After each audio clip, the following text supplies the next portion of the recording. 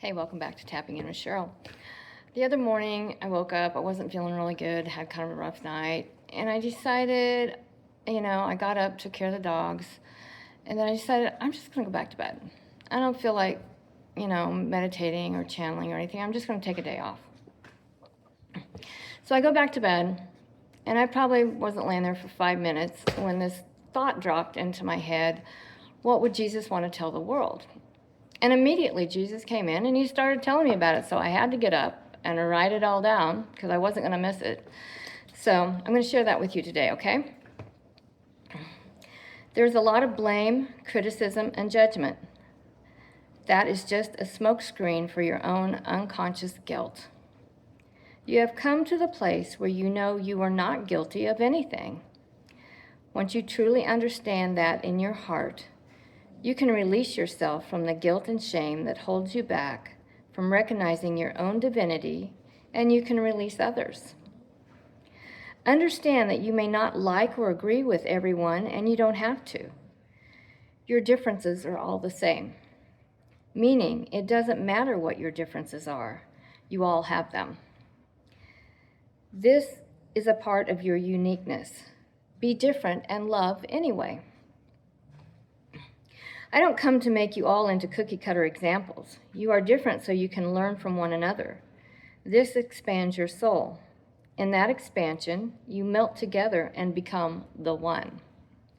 There is no room for hate there. I would say the world of today is much different than it was intended to be. The ego ran amok without connecting with the heart. Literally, the heart has been left out of the human equation. So, you are not far from robots. You are very programmable.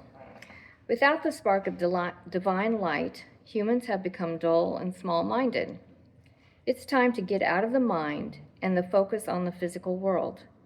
That is a big leap. The physical world is not the real world, meaning what is eternal. There are elements of the real world that whisper in the wind, but you must listen.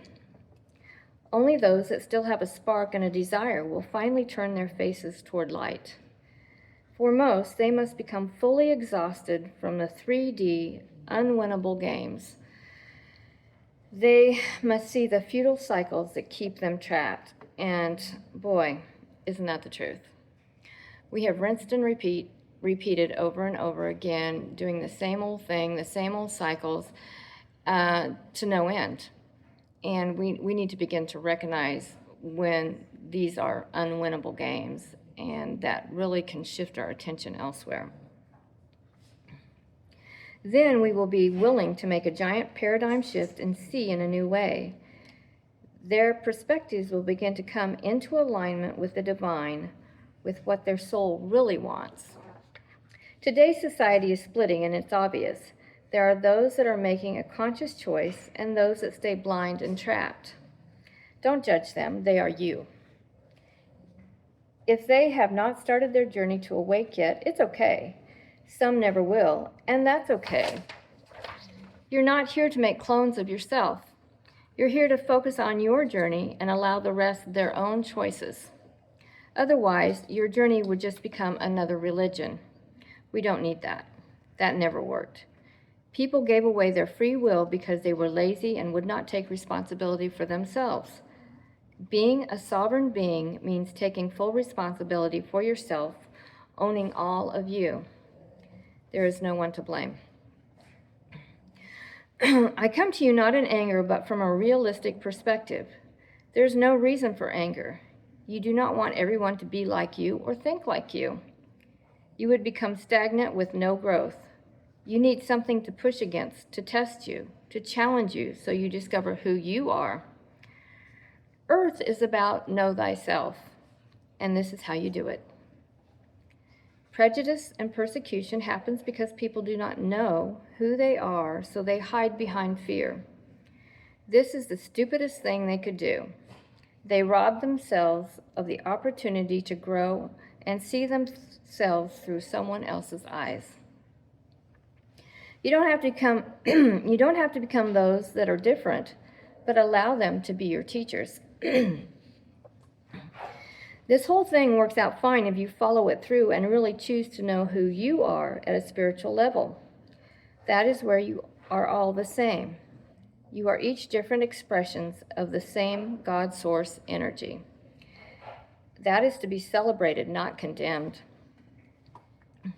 Mankind will be fine, but you need assistance. Your galactic brothers and sisters await to help you.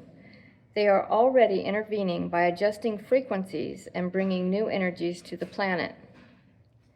You have to see all entities working together for the evolution of the collective soul. My job is not done. I still intervene and I still appear when needed. My ears are not deaf. I am still very much involved in this Earth experiment, just as the other masters are too. We can accomplish much in the unseen realms.